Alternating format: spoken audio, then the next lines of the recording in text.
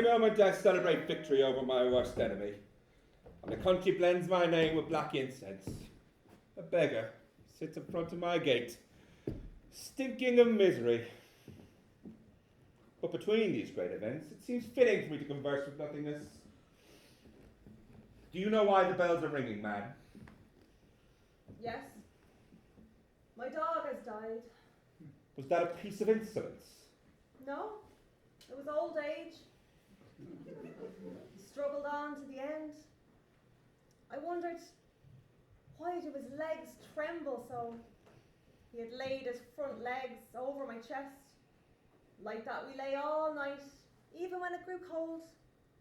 But by morning he'd been dead a long time, and I pushed him off me. Now I can't go home because he's beginning to putrefy and stinks. Why don't you throw him out? That's none of your business. Now you have a hollow in your chest like a hole in a drain because you asked a stupid question. Everyone asks stupid questions. Just to ask questions is stupid. Yet I shall ask another. Who looks after you? Because if no one looks after you, you'll have to remove yourself. For this is a place where no carrion may rot, no outcry may rend the air. Am I crying out?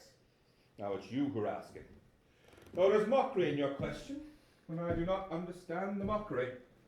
Well, I don't know about that, though I'm the person involved. I take no account of what you say. But who looks after you?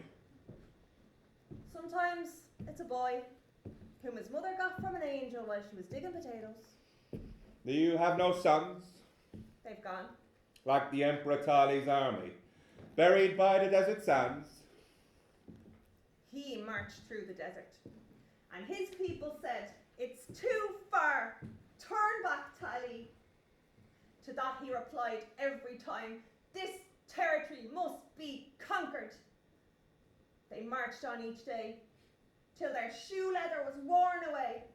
Then their skin began to tear, and they used their knees to move on. Once the whirlwind caught a camel on the flank. That camel died before their eyes. Once they came to an oasis and said, "That's what our homes are like." Then the emperor's little son fell into a cistern and drowned. They mourned for 7 days, feeling an infinite grief. Once they watched their horses die. Once their women could go no farther. Once came the wind and the sand that buried them. And it was all over and quiet again. And the territory belonged to them, and I forgot its name. How do you know all that? Not a word of it's true. It was quite different. When he got so strong that I was like his child, I crawled away, for I allow no one to dominate me. What are you talking about? Clouds drifted. Towards midnight, stars broke through. Then there was silence. Do clouds make a noise? Many, it's true, died in the filthy hovels by the river that flooded its banks last week. But they didn't get through.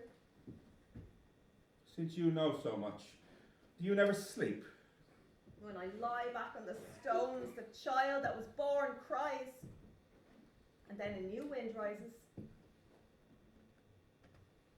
Last night the stars were out.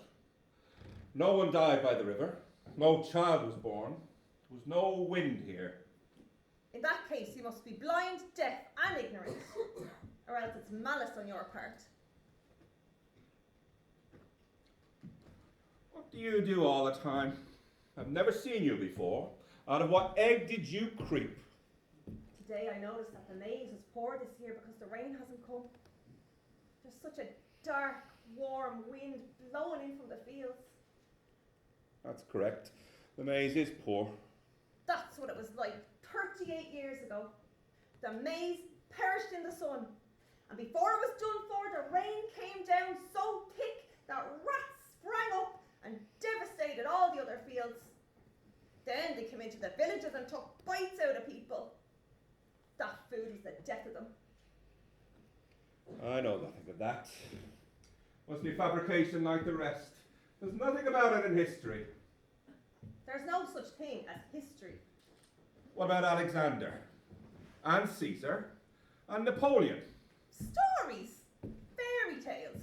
What Napoleon are you talking about? The one who conquered half the world and was undone because he overreached himself. Only two can believe that. He and the world. It is wrong. In reality, Napoleon was a man who rowed in a galley and had such a fat head that everyone said we can't row because we haven't enough elbow room. And when the ship went down because he didn't row, he pumped his head full of air and kept alive, he alone. And because he was fettered to get to row on, he couldn't see where to from down there and all had drowned. So he shook his head over the world, and since it was too heavy, it fell off. It's the silliest thing I've ever heard. You greatly disappointed me by telling me that yarn. The others are at least well told. But what do you think of the emperor? There's no such person as the emperor. Only the nation thinks there's such a person, and one individual thinks that he is the one. Later, when too many military vehicles are being made and the drummers are well rehearsed, there's a war, and an adversary is looked for. Now the emperor has defeated his adversary. He has killed him, not defeated him. One idiot has killed another. He was a strong adversary, believe me. There's a man who puts stones in my rice. That man is my enemy. He bragged because he had a strong hand. But he died of cancer. And when they closed the coffin, they caught the hand under the lid. And they didn't notice it when they carried the coffin away, so the hand hung out of it, limp, helpless, and empty. Don't you ever get bored of lying about like this? In the past, clouds used to drift down along the sky endlessly. I look at those. There's no end to them. Now there's no clouds moving in the sky, so your talk makes no sense. That's as clear as the sun. There's no such thing as the sun. Perhaps you're even dangerous. A paranoiac. A raving madman. He was a good dog. Not just an ordinary one. He deserves a good deal of praise. He even brought me meat. At night he slept in my rags. Once there was a great uproar in town. They all had something against me because I never gave anyone anything worth talking about. And even soldiers were brought in. But the dog drove them off. Why do you tell me that? Because I consider you stupid. What else do you think of me? You have a feeble voice, therefore you're timid. You ask too many questions, therefore you're a flunky. You try to set traps for me, therefore you're not sure of anything, even the surest thing. You don't believe me, but you listen to me all the same, therefore you're a weak man. And finally, you believe that the whole world revolves around you, when there are far more important people, myself for instance. Besides, you're blind, deaf, and ignorant. And as for your other vices, I don't know them yet. That doesn't look good. Don't you see any virtues in me? You speak softly, therefore you're humble. You ask many questions, therefore you seek knowledge. You weigh up everything, therefore you're sceptical. You listen to what you believe to be lies, therefore you are tolerant. You believe that the whole world revolves around you, therefore you're no worse than any other man, and believe nothing more stupid than they do. Besides, you're not confused by too much seeing. Don't bother with things that don't concern you. Are not made inactive by knowledge. As for your other vices, or your other virtues, you know them better than I do or anyone else. You are witty. Every bit of flattery is worthy of its reward. But I won't pay you now for paying me. I reward all services done me. That goes without saying. That you expect approval reveals your vulgar soul. I hold nothing against you. Is that vulgar too? Yes, but there's nothing you can do to me. I can have you thrown in a dungeon. Is it cool? Sun doesn't penetrate there. The sun? There's no such thing. You must have a bad memory. And I could have you killed. Then the rain would no longer fall on my head. The vermin will disperse. My stomach will no longer grumble. And there'd be the greatest quiet that I've ever enjoyed. I shall do none of these things to you. Though I am considering what I shall do. You shouldn't tell anyone that, or he'll draw conclusions when he sees what your actions are. I do not find that I'm despised. Everyone bows to me. Well, I mean, it's nothing to me. Only importunate people trouble me with their chatter and questions. Am I troubling you? That's the stupidest question you've asked today. You're an impudent man. You do not respect a human being's essential privacy. You do not know solitude, therefore you seek the approval of a stranger like myself. You are dependent on every man's respect. I rule men, hence the respect. The bridle, too, thinks that it rules the horse. The swallow's beak thinks that it steers the swallow. And the palm tree's topmost spike thinks that it pulls the tree after it up to heaven. You're a malicious man.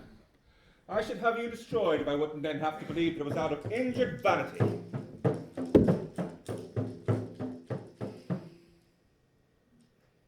This man has a wife who steals from him.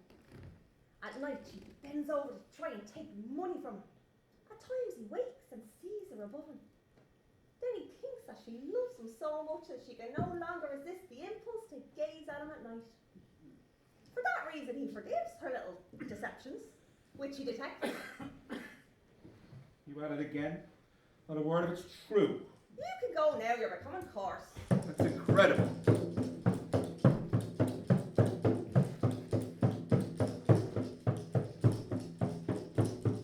Is the audience over now? Once again now they all see the sky beautified and the earth more fruitful because of this bit of music, and prolong their lives and forgive themselves and their neighbours because of this bit of sound. But if you simply cannot bear me, then why have you told me so much? But you're not too proud to listen to my chit-chat, which I only use to forget me dead dog. Now I'm going. You've spoiled the best day of my life. I should never have stopped here. Pity's no good. The only thing in your favour is the courage to speak to me as you have done. And for that I've kept everyone waiting.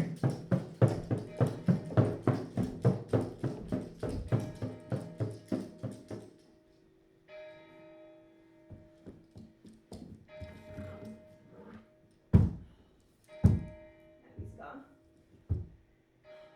Must be before noon. The air is so warm. The boy won't be coming today. It's a celebration in town. That idiot just now is going there too. Now I have to think again of my dog.